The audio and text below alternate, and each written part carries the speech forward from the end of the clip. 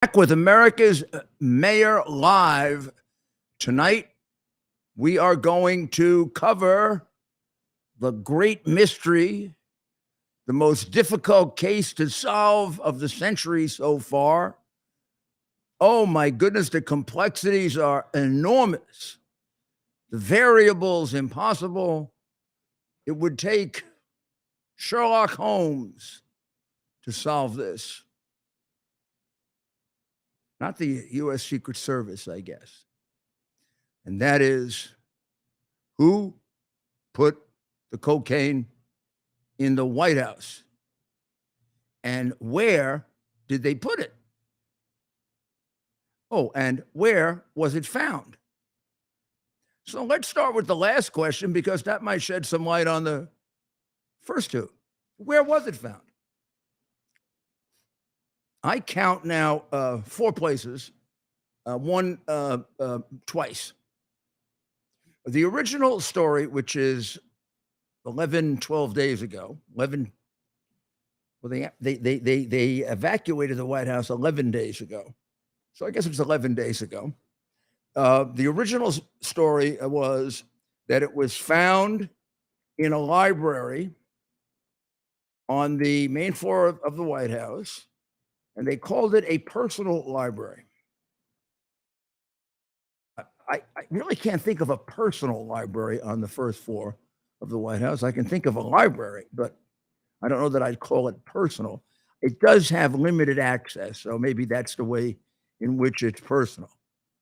But may I just remind Ted that we have to put on the microphone for Getter, so they get a good clear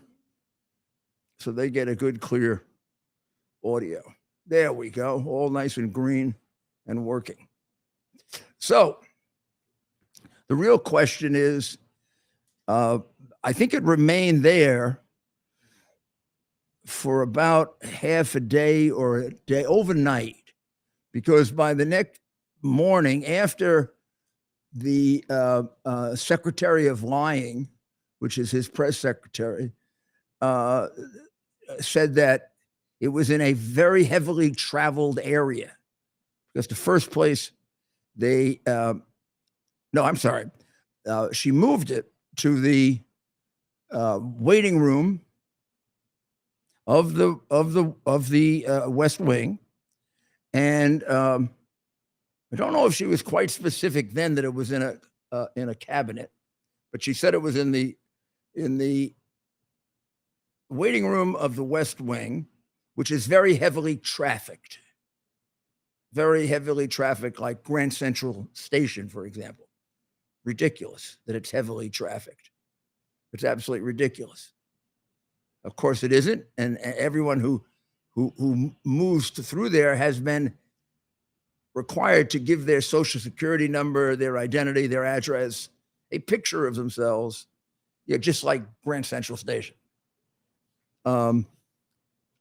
Then, when she was ridiculed for that statement, because it was ridiculous, it was moved downstairs to an area outside of the Situation Room, and that afforded excuses like working people are doing construction there, so it could have been them. And it remained there for about 4 days. Now it appears it's been moved back up to the heavily trafficked waiting room, and it was in a cubby, or a, let's call it a locker, a small locker. Now, if I have it correct, and I know of only one area like that. Well, I don't. I know of 2 areas, but the second area is right outside the Oval Office, and I don't think it would be there. And that really doesn't fit that description either. So these are different size cabinets. In other words, some are a couple of really large ones, about this size, and then there are a couple more normal sized, about that size. And this is where you would normally put things like your cell phone, which generally you can't bring into the West Wing. You can get special permission if you can take a picture or something, or or you've got a special reason to bring it to show something to someone. But normally you've got to put your cell phone there, and other objects that might not get through security. You get a key, you keep the key, and you go back and later get it on the way out. Now, so that's where it. We've gone through 3 stories, and the Wheel of Fortune ends up on a locker, small locker, which in essence would be right outside the West Wing entrance. And during that period of time, the Secret Service said about 500 people passed it. Now, it cannot be that 500 people used it during that period of time because they're not used that much. I'd be surprised. That particular locker, I'd be surprised if more than 2 or 3 people used it. 4 maybe. I don't have the camera work, so I can't tell you. There is a camera there, and if there's decent security in the White House, you should be able to recreate everyone that put something into that locker. You should be able to see some kind of picture of them. If that were the case, this becomes very easy, right? We know it's in that locker. I'm going to tell you, there's no question, and I'll exaggerate it. 20 people at most would have used it during that period of time. When they say 500 people, they mean 500 people walked past, they walked through.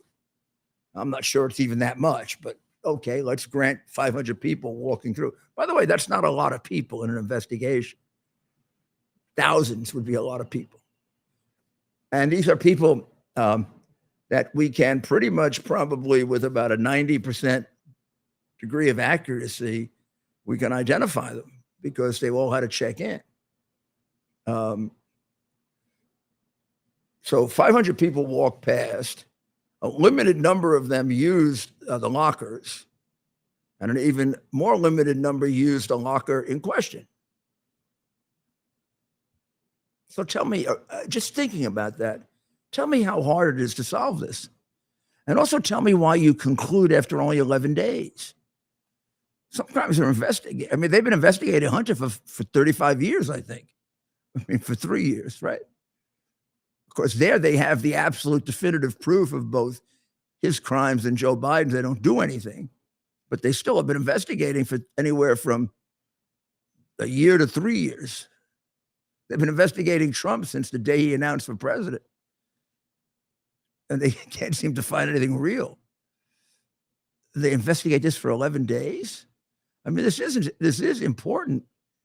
And even if you don't think that cocaine is important, or you're one of those people who, like many, I'm sure in the Biden administration, believes that it should be legalized and people should use it, and it's perfectly okay to be stoned.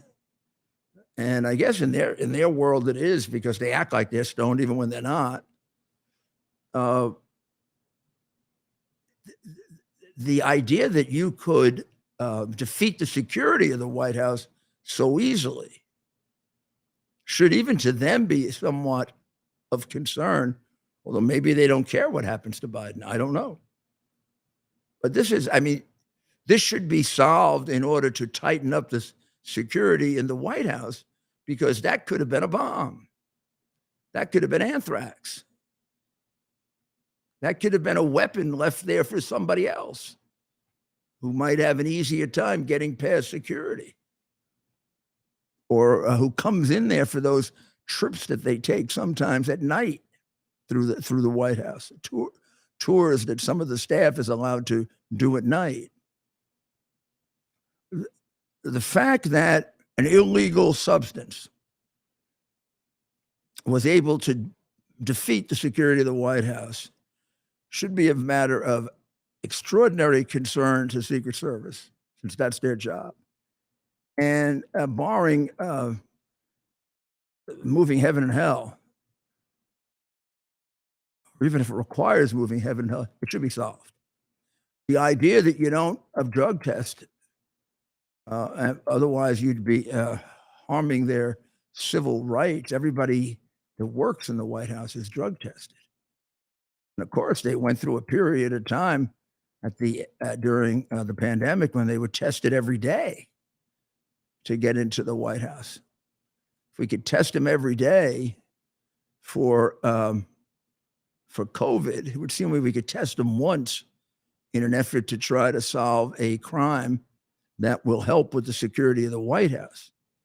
So I could go through any number of other things that could be done. I think you get the point that this was another FBI type fix so that the Bidens aren't embarrassed.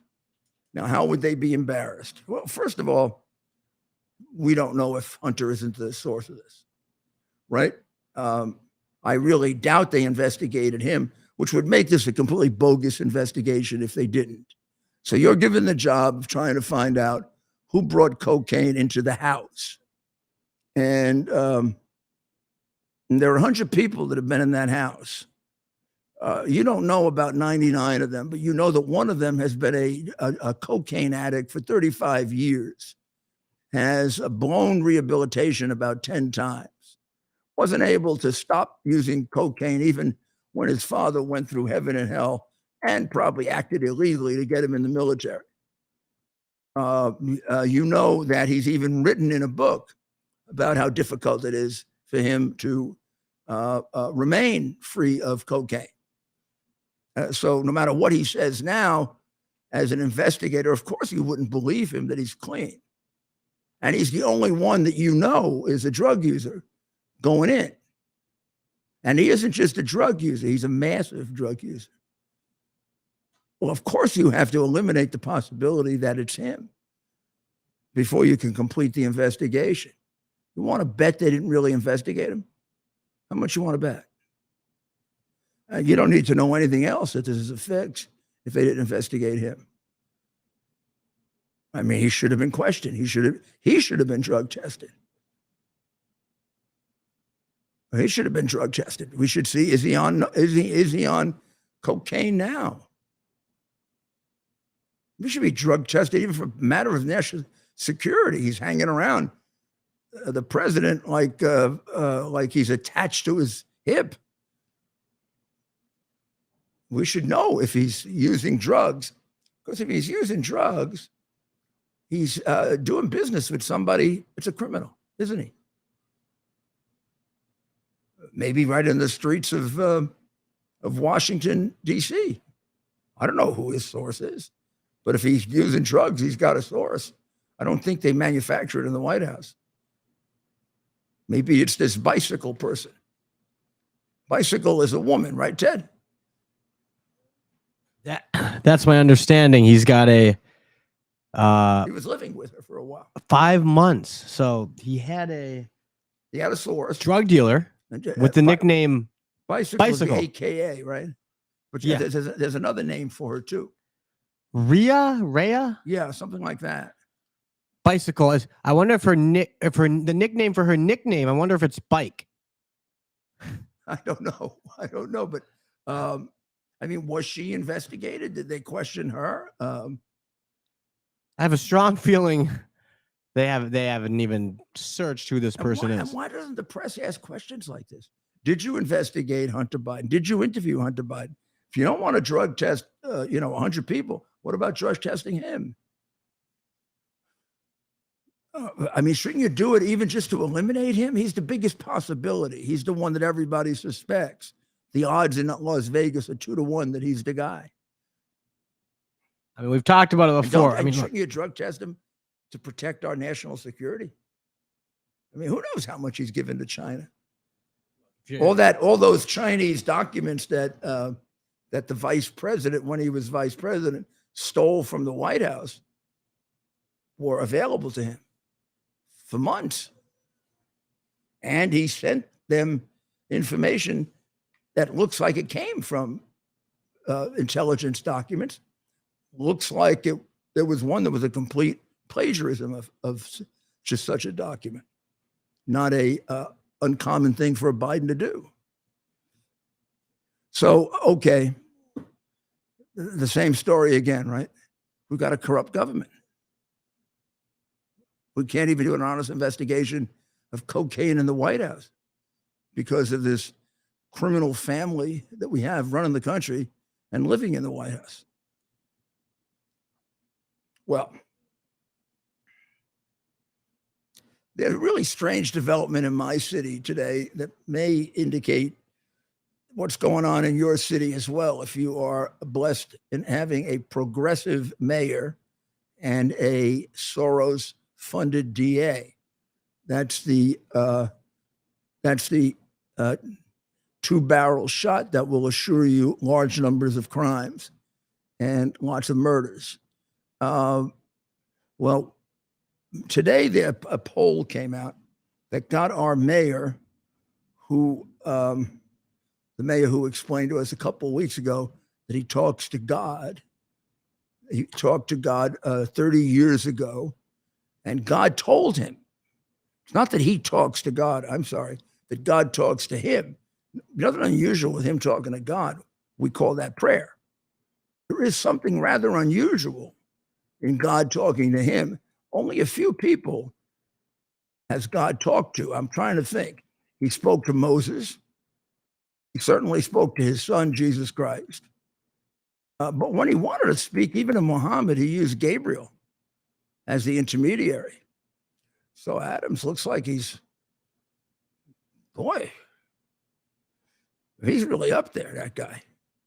Well, in any event, the mayor who announced that he talked to God for the last 3 weeks has been saying some of the weirdest things that one can imagine. I think he analogized himself to Kunta Kinte.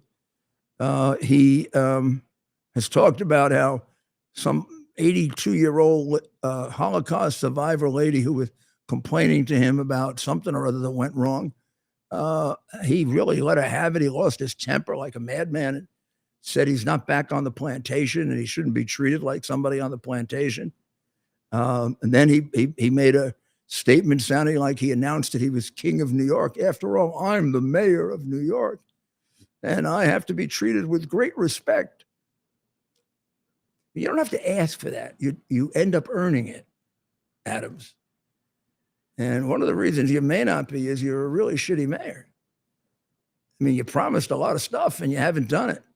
Okay, you got a couple of these crimes down a little, but overall they're still up over before the pandemic. And then you got a couple that are going through the roof, like retail theft. And these people are either locking everything up so that your toothpaste is locked up, or they're running out of the city. So this poll came out today from Siena College, and it has a remarkable number in it. It said that 87% responded that crime is a very or somewhat serious problem in the state and in New York City. That's really a remarkable number. 87% believe it's a problem. Some believe it's very serious, and some believe it's serious. When he was questioned about this this morning by Rosanna Scotto on Fox 5 News, he responded that when she says, "Why is this so?" He says, "Well, they start their day picking up the news, the morning papers."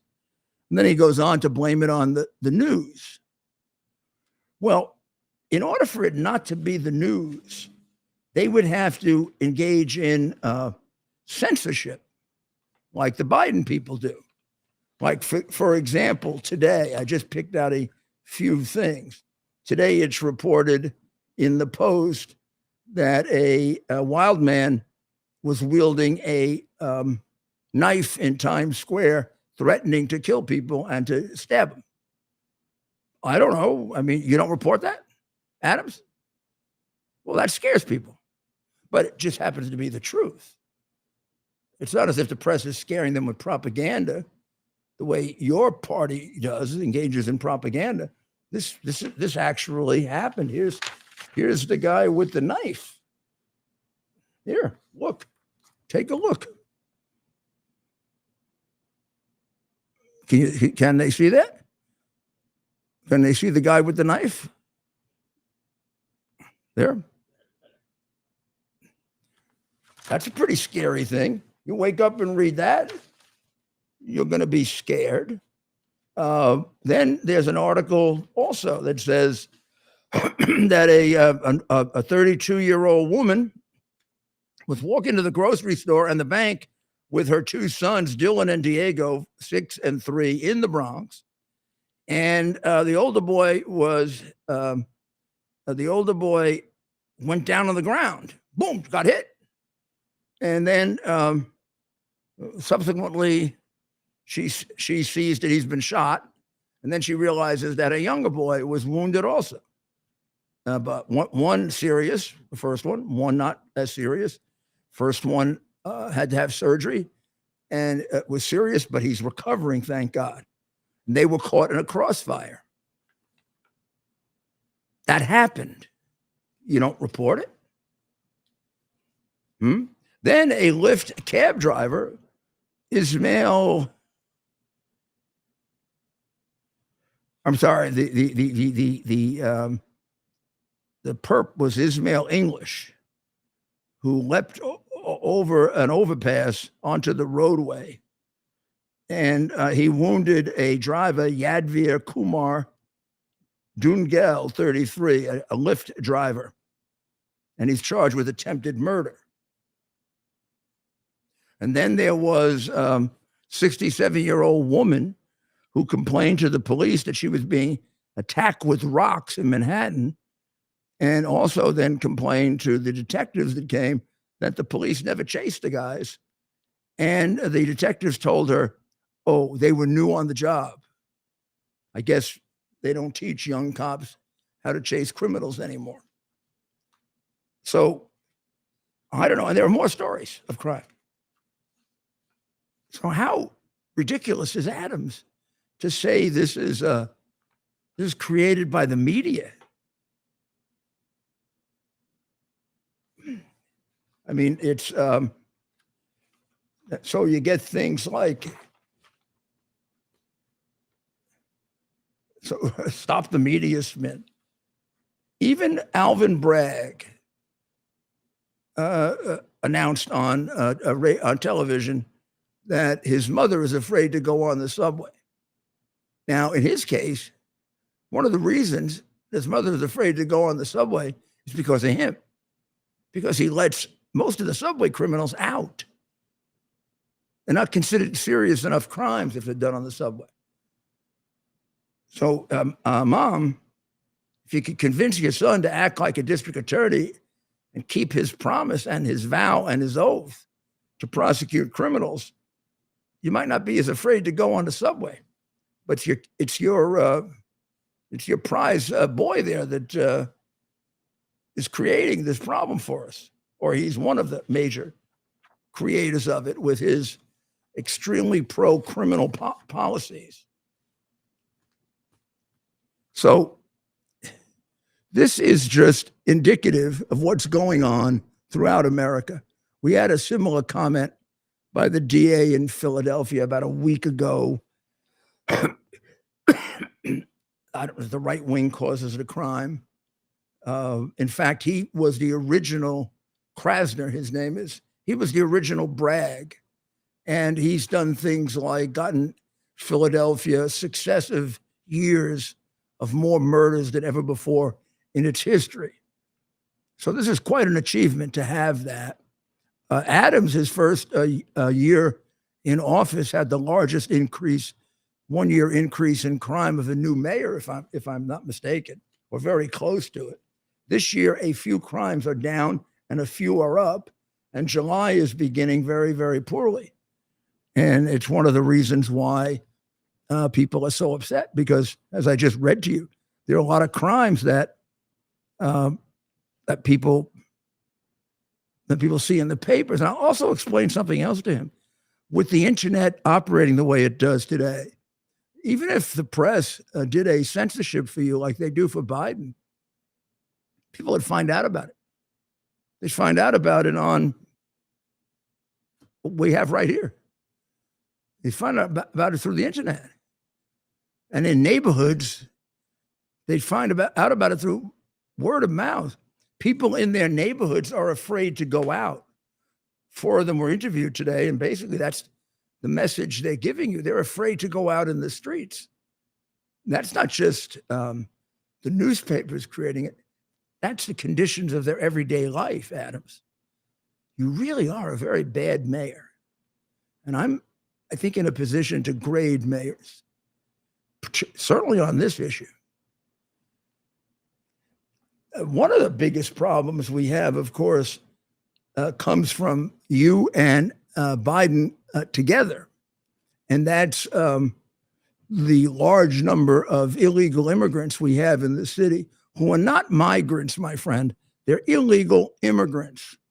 And they are of a percentage that bends more toward the illegal problem side than prior groups of illegal immigrants for several reasons. First of all, your president, Biden, does nothing to vet them. So the ones who are allowed in, which are millions by the government, are not vetted in terms of taking a deep look at their criminal background. We don't know who the hell they are. I mean, that was even true when we had COVID. We just let them in, and then they're given a court date 3 or 4 years from now. So they got like a nice big extended period to get lost in America, which they do. Now, in addition to them, there are the people that we observe going over the border and we never get to see or stop. And then there are the people we never observe that come over the border, all of which mix in to that group that you call migrants. The ones you're spending, I don't know, $40 million on or $80 million and who knows what. And we're up to 80,000 of them now. The picture that you paint of them is a very unfair and a very disturbing and dishonest picture for the people in New York. These are people that are not at all stopped at the border, except by the cartels. Most of them are stopped by the cartels. Most of them are approved by the cartels, which tells you that a disproportionate number of them are going to be people who benefit the cartels when they come to America. Drug dealers, child traffickers, criminals who will help them out. They have a deal with ISIS and the other Islamic groups to help terrorists to come in. And we're finding among the group that we do stop, a disproportionate number of people on the terrorist list. So the breakdown of the illegal immigrant that's moved next to you, the large number of them is going to have a much larger percentage of problems, since the only selection process is the cartels, and they're not picking altar boys. So that has to have something to do with crime. It sure as hell is the only reason for fentanyl. Fentanyl comes all the way from China. It's making our enemy very, very rich. It's also allowing our enemy to kill a lot of us as if we were at war without being at war. And then the cartels take it over and they make a fortune with it. Now, we had one in New York that's going to give you an idea of how dangerous fentanyl is. New York man, Justin Turnick, was charged with peddling fentanyl-laced pills that caused 5 people to overdose, 2 fatally. There's a federal charge. Now, the pills might not put you on notice or might not alert you to be very careful, because it isn't as if they're heroin or cocaine or marijuana. The pills were described as fake perks, an apparent reference to Percocet, which is a painkiller that you might be thinking you're getting on the black market. a regular Percocet. He also sold fake pharmaceuticals and laced them with fentanyl.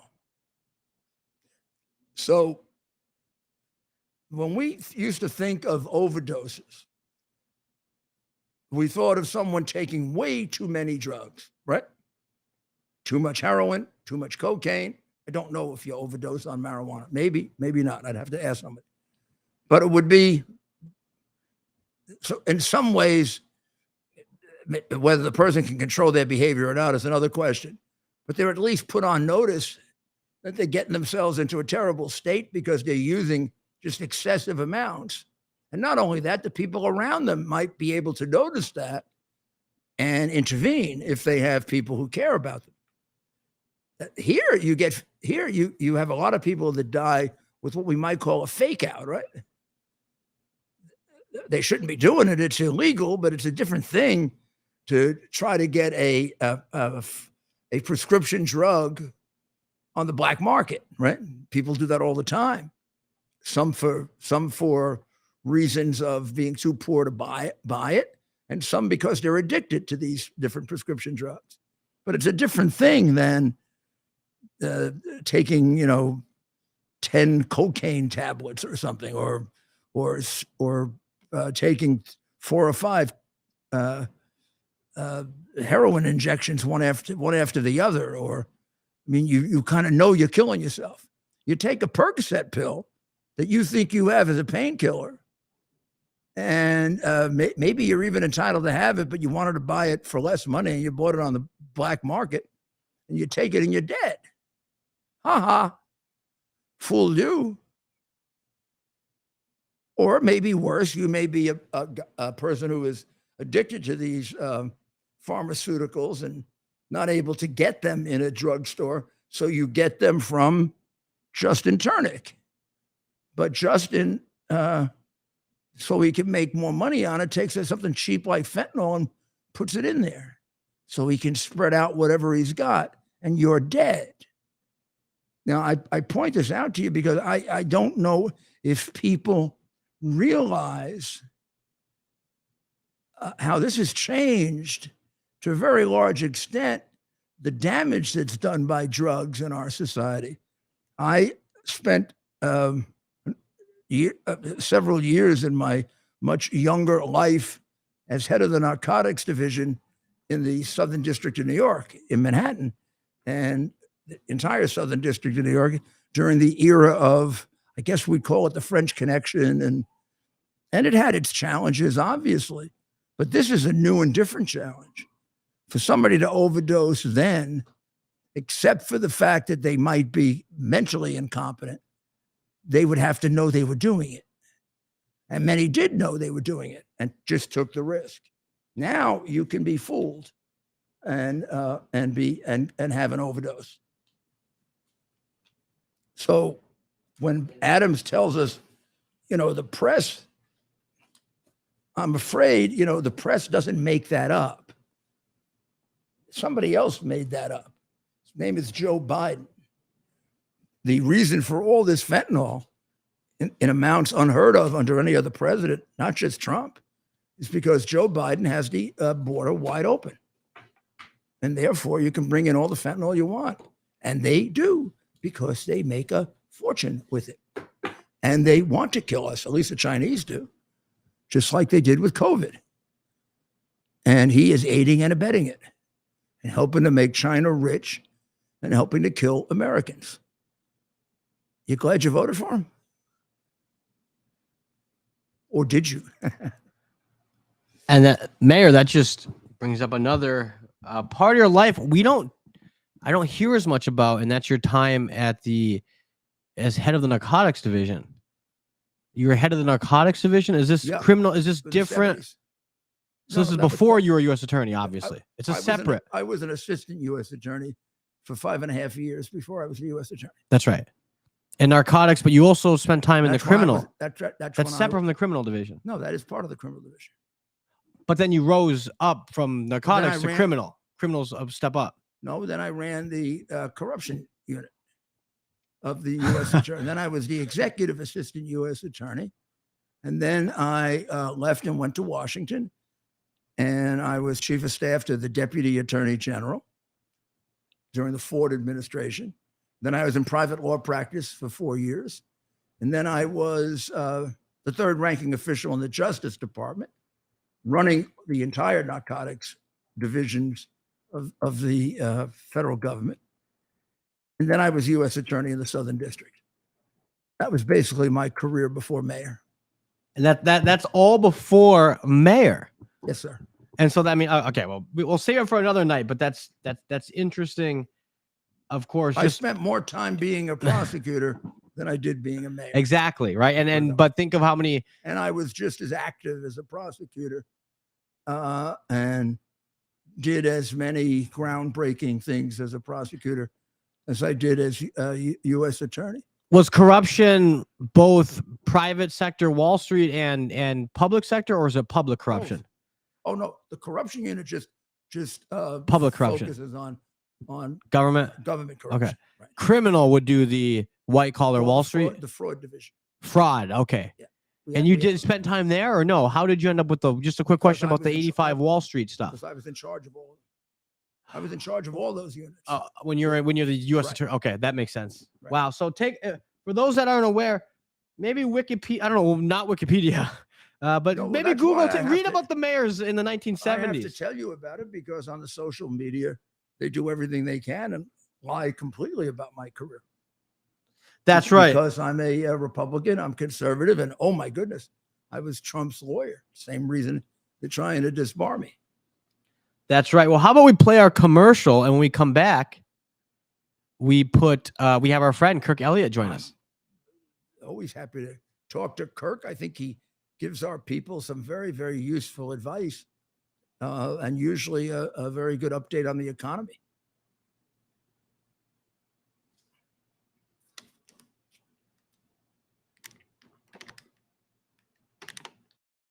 Faith and family, freedom and finance are 4 things that we would do anything to protect.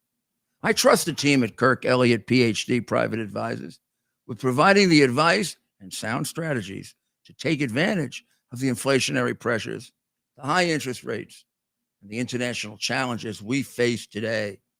The Kirk Elliott team, with over 29 years of experience, shares our values and believes in people over profit. They can help you protect your finances from the big government policies that are out of our control. So what's in our control? The decision to act or not to act is within our control. I encourage you to act. Call Kirk Elliott, PhD, Private Advisors today. Start working with a team that will help you protect your retirement assets with gold and silver while sharing your desire to protect your faith, family, and freedom. Call them today, 720-605-3900. That's 720-605-3900, and tell them Rudy sent you. Or simply fill out a request for a free consultation at kirkelliottphd.com/Rudy. Fine if he didn't do something or whatever. Big bunch of drama queens. I don't know why the president appointed him on the recommendation of a guy that is running for president with the nastiest campaign I've ever seen, Chris Christie. Oh, yeah. Well, welcome back. We have Kirk, our friend Kirk Elliott. Kirk, are you with us? I am. How are you, Mayor?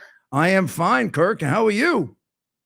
Oh, I'm doing well. Never a dull moment in the financial world, that's for sure. So can you tell us how things are and give people a little idea of how it fits into their personal lives?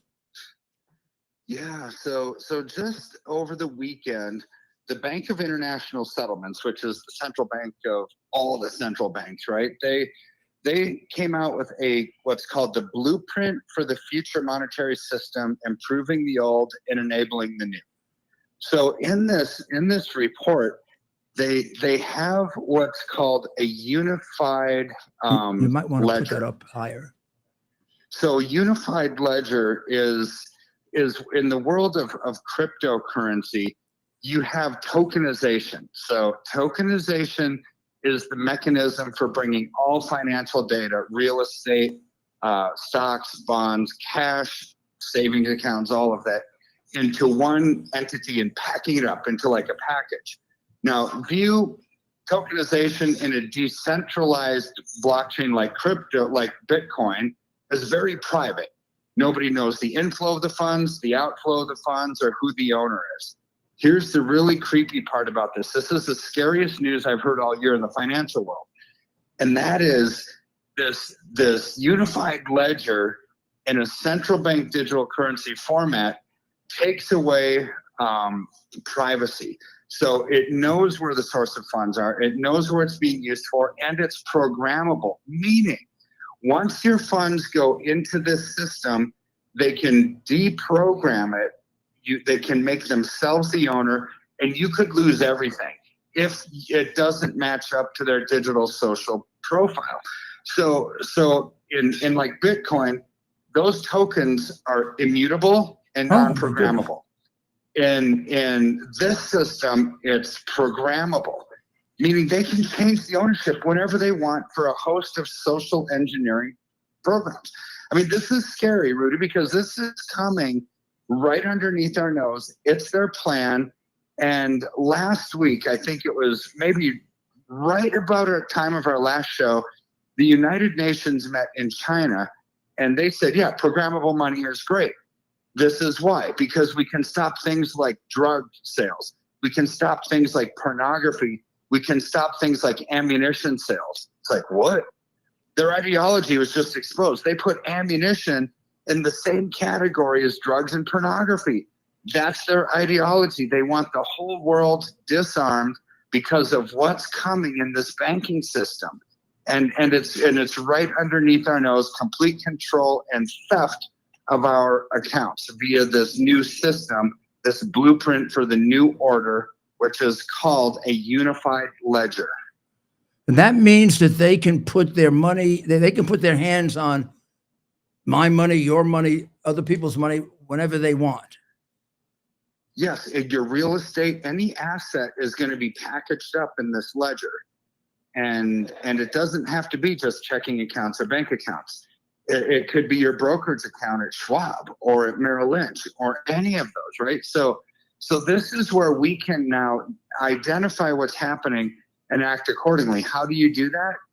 Tangible assets that are gold and silver, you take delivery of. It's outside of this digital world, so they can't really pack it up, right? It's a private asset. Even a house is not private because you have a title on it, right? You have to pay all of your property taxes every year on it. So those are the kind of things that they know about, that they want to pack it up in this tokenization process.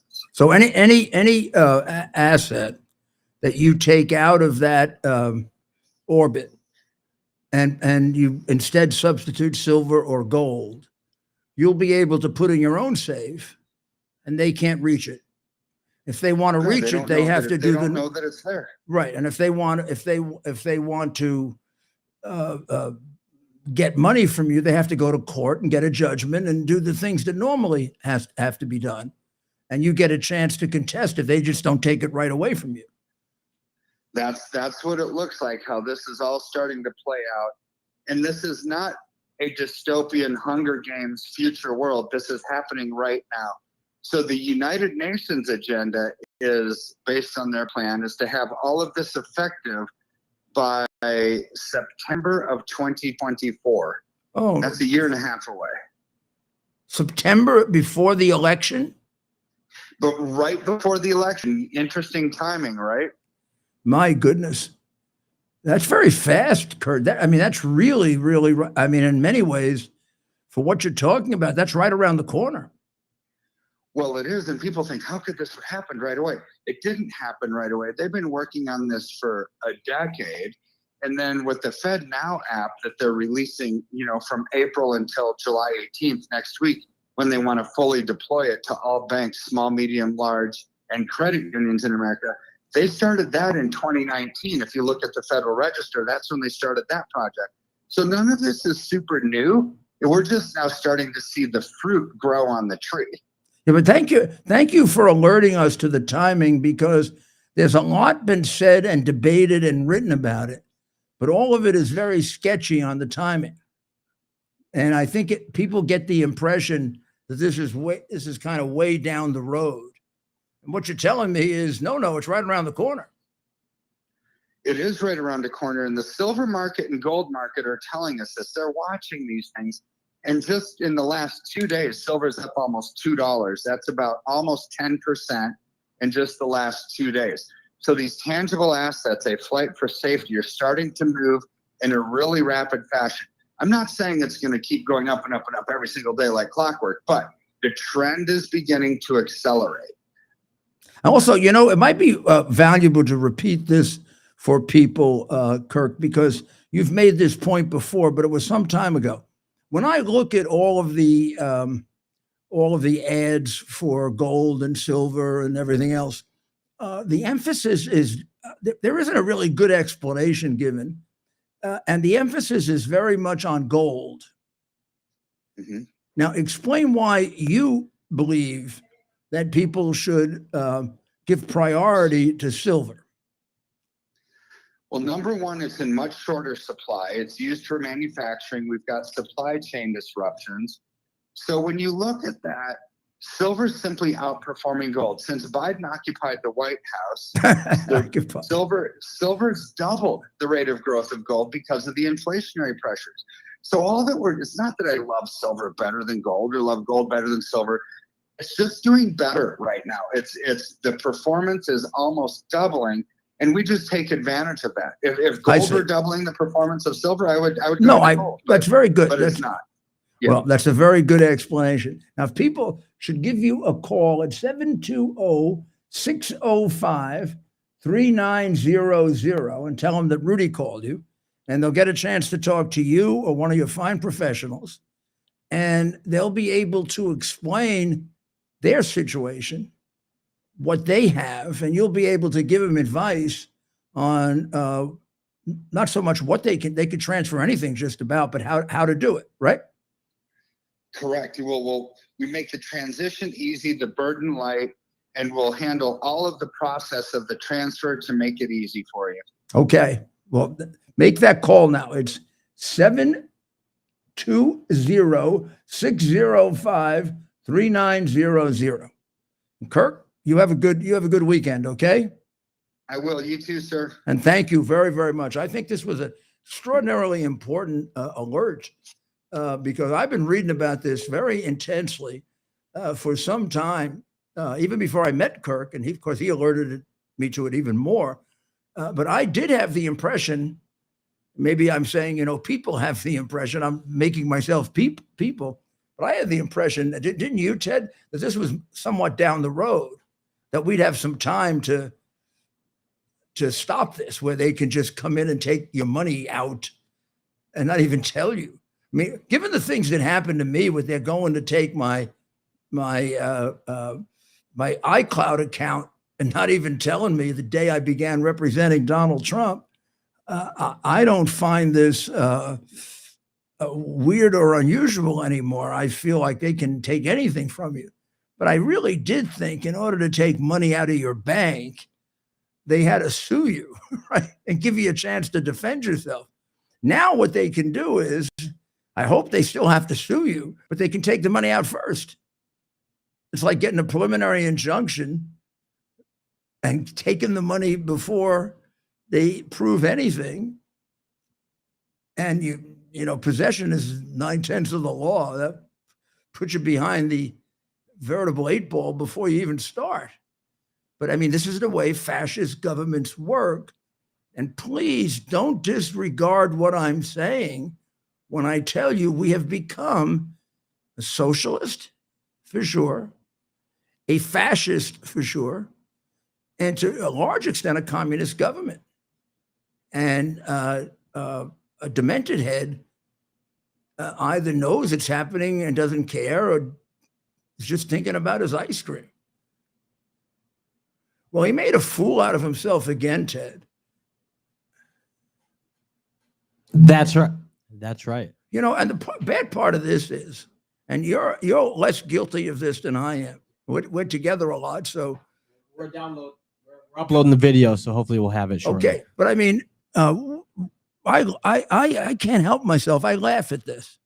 Like when I saw him walking with King Charles, I think we showed it to you last night. I may have showed you that. No, I think we showed it enough now. We showed 2 in a row. Let's do it again. 10 seconds. Two in a row. I mean, I think this is the most extraordinary.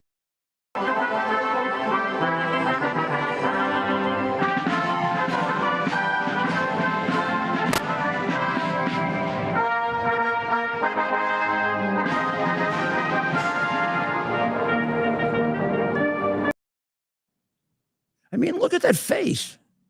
That's the face of a demented man. You look at that face, and if expressions can speak, he's telling you, I don't know what the hell I'm doing. What the hell am I doing? Who are these toy soldiers? Then he starts grabbing on the king's back, and you have the part where not only does he think that Russia's at war with Iran, which he said twice, that was a week ago, he now doesn't know who our ally is. Remember?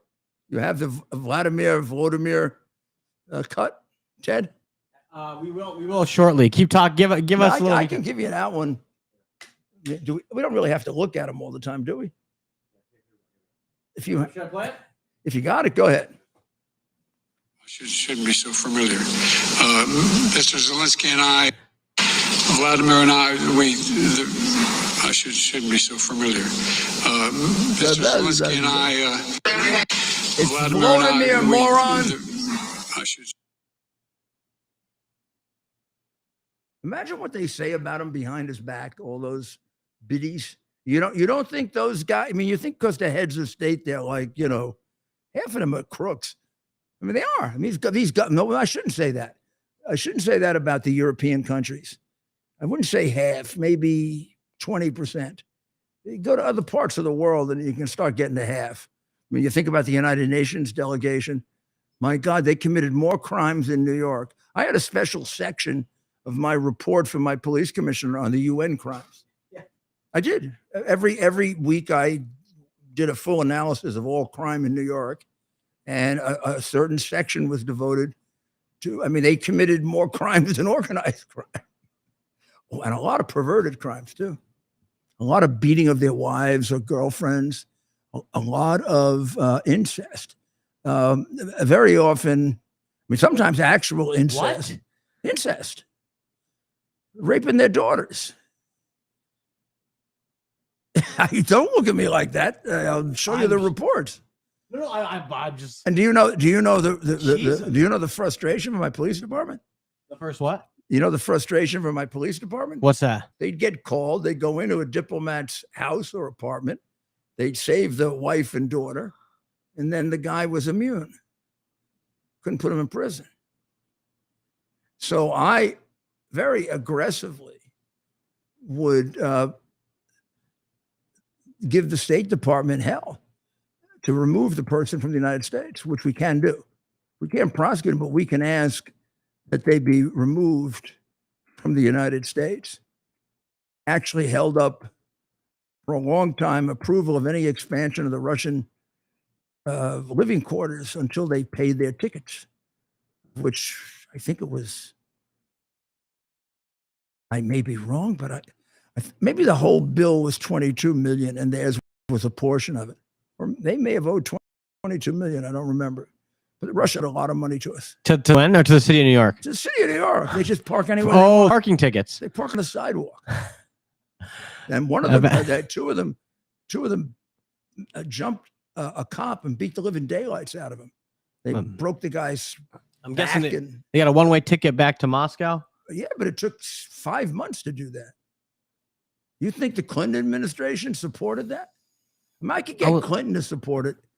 I could get Clinton to support it, but then Do you know? I mean, this happened. This happened. I'm not going to go into confidential stuff in either one or the other, but this is common to both the Clinton and the Trump administration. The State Department doesn't do what the president tells them to do. Oh, I'm surprised, right? Especially with Trump. Clinton wanted these guys thrown out. It took 6 months because he had to order it about 5 times. And that just goes back to what we've talked The State about. Department doesn't want the problem, so they just, make believe that it didn't say it. And I guess as a State Department, this entrenched institution, like a lot of these places, or is the president able to come in and clean house? Or is it hard? Like a lot. The only thing I wanted when Trump got elected to be Secretary of State, I only wanted it for one reason. I wanted to fire them all. That's right. And oh my goodness. And I know we have a I biased audience wanted here. to- Imagine this man is Secretary of State. I wanted to hire people who represented the United States, not the country that they were in, or the one they studied about in school, or the one whose language they learned. Because the State Department is, You get it. in many ways, our State Department is dysfunctional. How so? They don't represent the United States. They represent either the ideology of the country that they're in, or the ideology they developed in the Marxist school that they went to.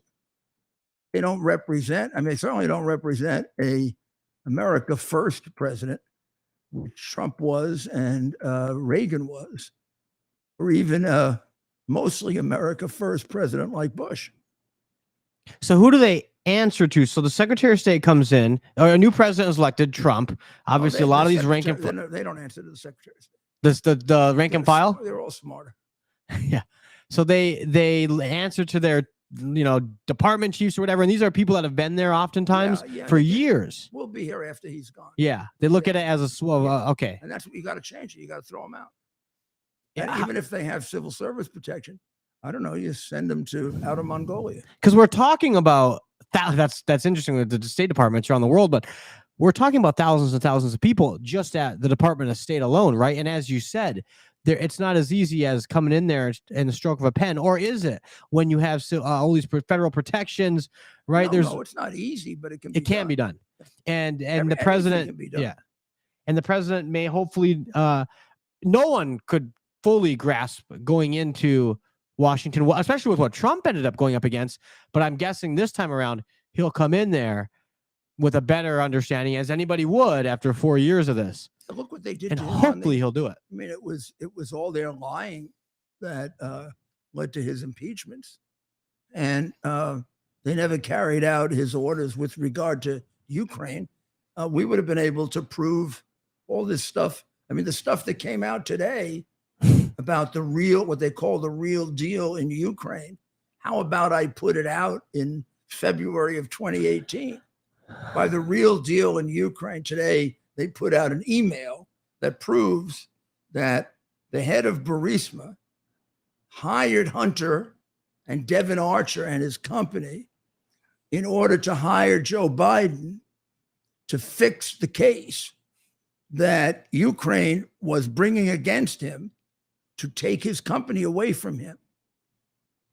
And the only person he felt that would have the power to do that was Joe Biden, because Joe Biden had been named by Obama, what Obama called the point man for Ukraine. And that put him in charge of trying to help Ukraine win the war against Russia, for which he did nothing, reduce the corruption in Ukraine, for which he actually increased it, and also distribute the money. And the money, like now, it was even more critical then because they had no money and they would have to default on their debt, which would collapse their government completely. This is Ukraine in 2014? 2014. And they didn't have the money. In 2015, when Hunter got hired. Wow. And it's back then, did they go on a world tour like Zelensky did for money at the time? Were they not getting? No, they basically relied on the United States and the IMF. The U.S. Thinking and the back IMF, then, I'm trying to remember. Yeah. The U.S. and the IMF basically made it easier for them by doing it. So in that famous tape recording, video recording, where Biden admits straight out a bribe, and all the phonies, Atlanta Council or who yeah, was all it? the big phonies, you know, Real dumb people in fancy suits, really, right? They all applauded and laughed, and he was admitting a bribe. Oh, Half those guys are lawyers. They obviously never took criminal law. or they think they're untouchable, Mayor. I can write out the elements of bribery and show you, as I did on one of my You can do that in your podcasts, sleep, Mayor. how he admitted bribery. I He mean, admitted bribery and extortion. And everybody thought the reason was to get his son out of trouble. It was to get the case lifted on the multi-billionaire Zlochevsky so he could keep his $40 billion company, which he stole when he was a minister of the prior government. And the new government wanted to take it from him. So Joe intervened because he was very close to Poroshenko. Joe made a deal. Poroshenko got a big bribe, the Ukrainian did. And Joe got a big bribe through his son. And I don't think we still yet know the exact amount because the FBI has never interviewed the people who can tell you about the offshore Biden bank accounts. I know you can't believe it, and probably some of you don't believe me. But can I ask you to think about something? To the extent that the things that I've said have come to the point where you can prove them definitively, have I been contradicted at all? Or has everything I said turned out to be correct?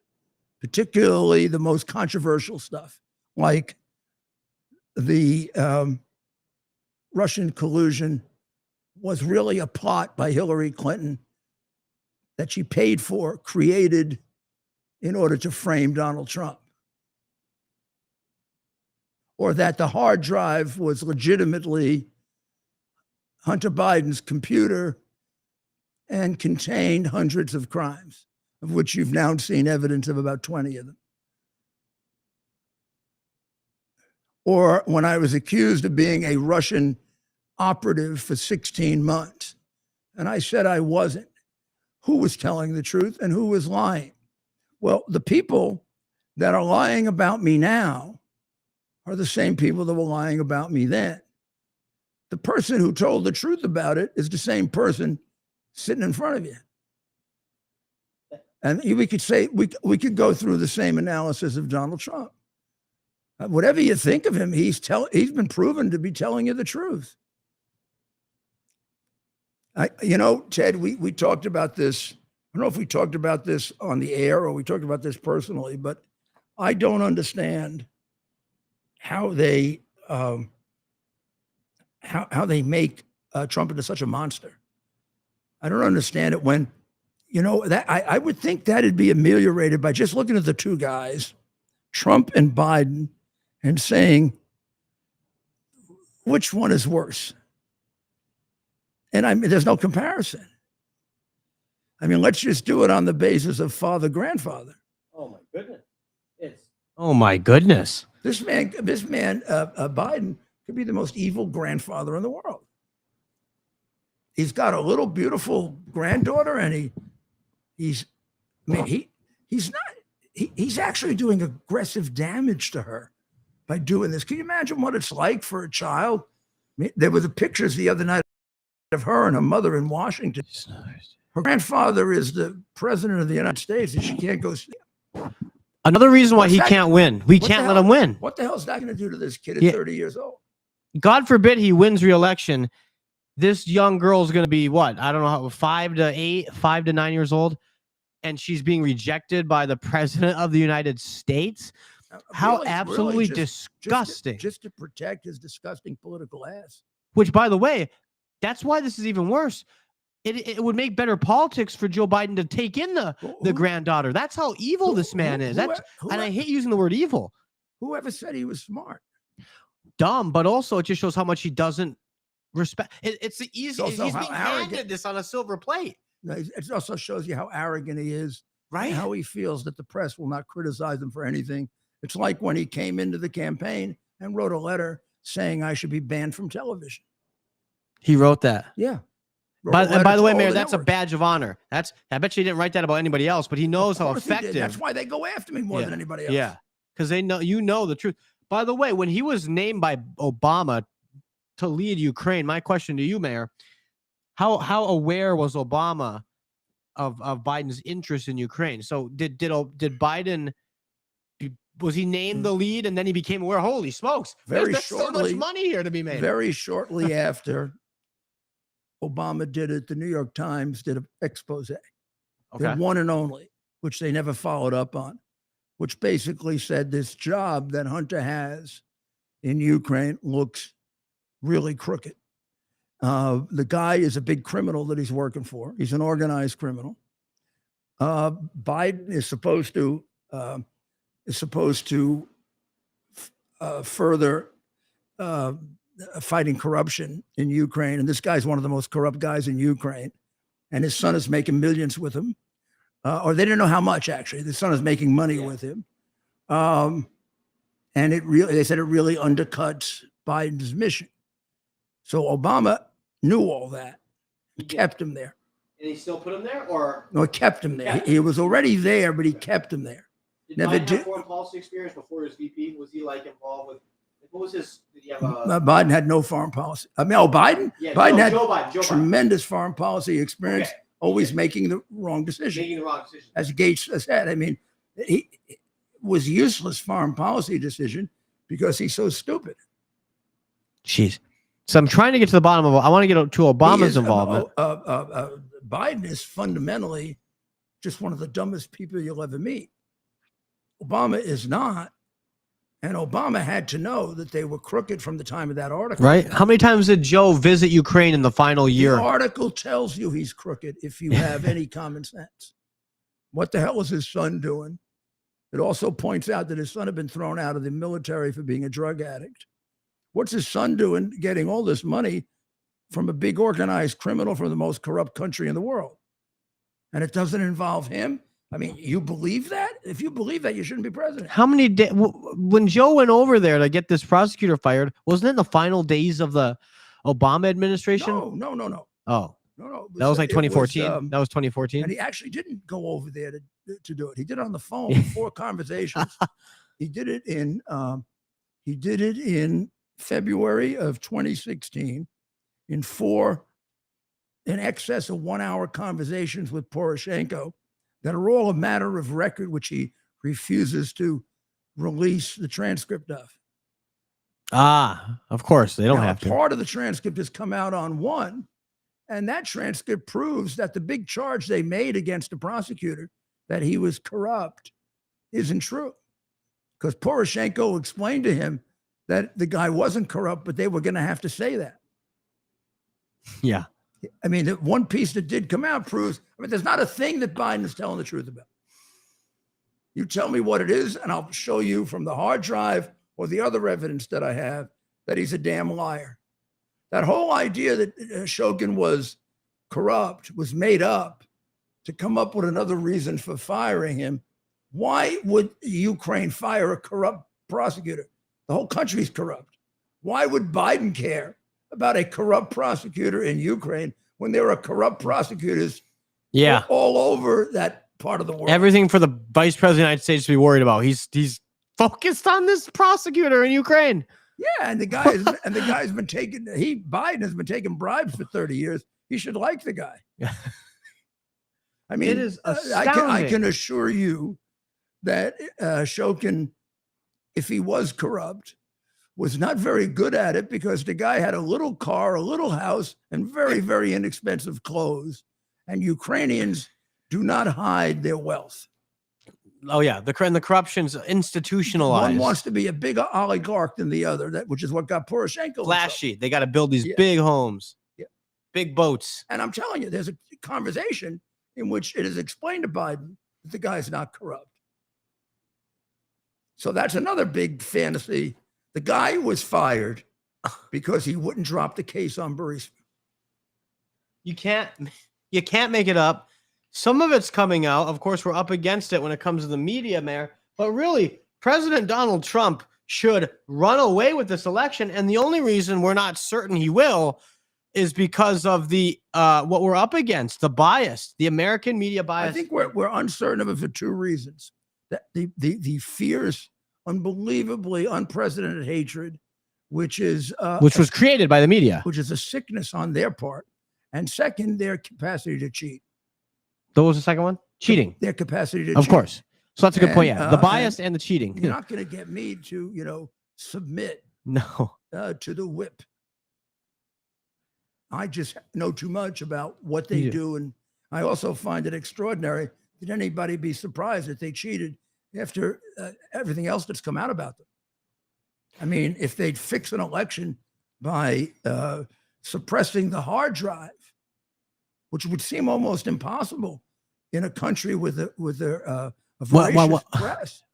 This is the story of the century. It's the story of the century, Mayor. And the press takes a pass on it Yeah. in order to hurt Trump, elect Biden, and it's all about how corrupt the guy they're putting in the White House is. And Mayor, it's not just the press and it's not just the Democrats. It's unfortunately a lot of Republicans in Washington who refuse to talk about this. And if anything, they're almost worse because they're wolves in sheep's clothing, right? God, yes. They're the ones It's that like the DC bar. Yes. I mean, they're like, and it's like Barr, the Attorney General Barr.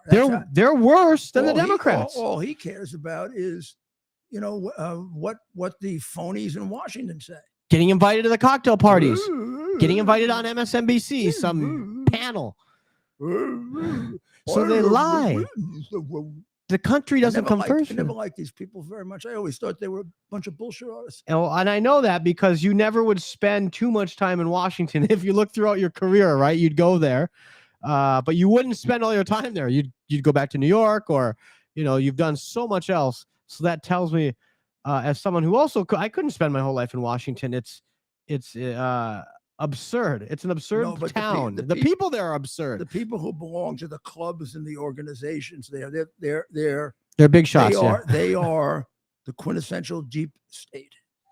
They're the same liberals. Not to get all into the Russian Revolution, but in the Russian Revolution, right, the liberals sold out the working people, right? Yeah. And you can almost make a similar, and we don't have to put it together now, Mayor, but I see the same thing happening, right? The Democrats of today, right? The liberals of today, these aren't they're not looking out for the working men and women of this country.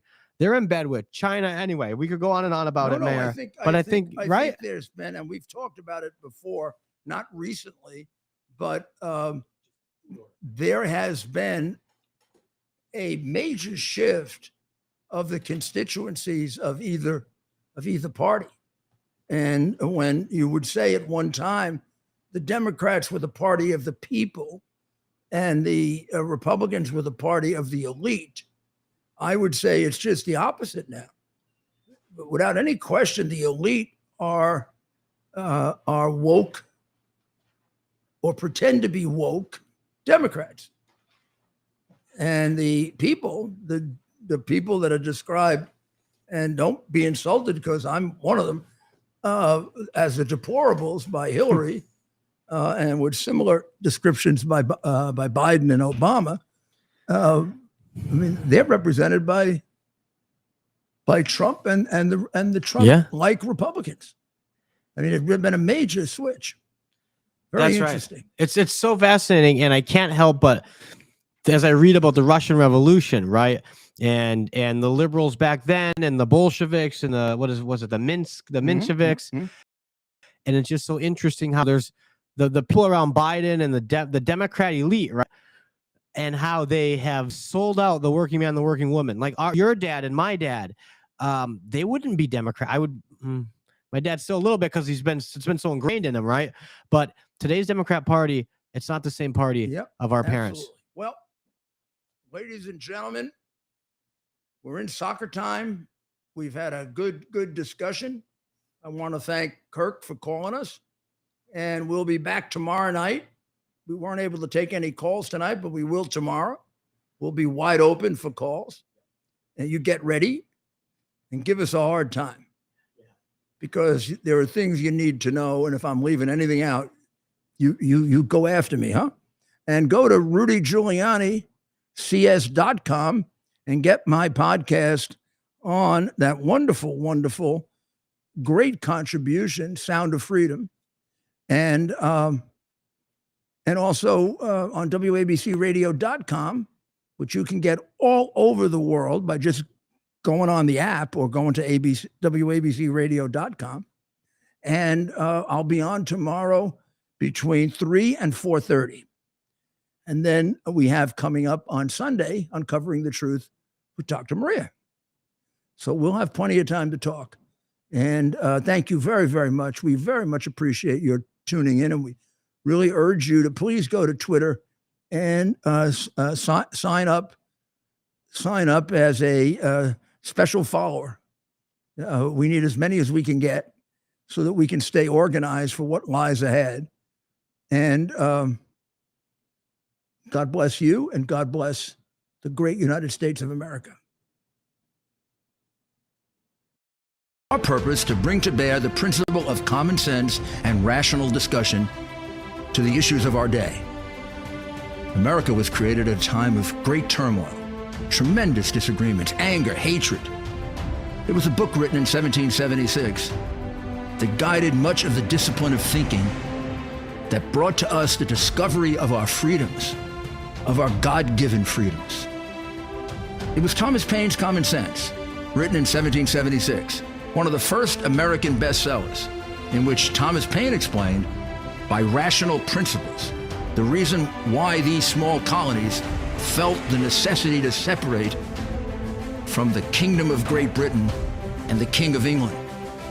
He explained their inherent desire for liberty, for freedom, freedom of religion, freedom of speech, the ability to select the people who govern them. And he explained it in ways that were understandable to all the people, not just the elite. Because the desire for freedom is universal. The desire for freedom adheres in the human mind, and it is part of the human soul. This is exactly the time we should consult our history. Look at what we've done in the past and see if we can't use it to help us now. We understand that our founders created the greatest country in the history of the world, the greatest democracy, the freest country, a country that has taken more people out of poverty than any country ever. All of us are so fortunate to be Americans. But a great deal of the reason for America's constant ability to self-improve is because we're able to reason, we're able to talk, we're able to analyze.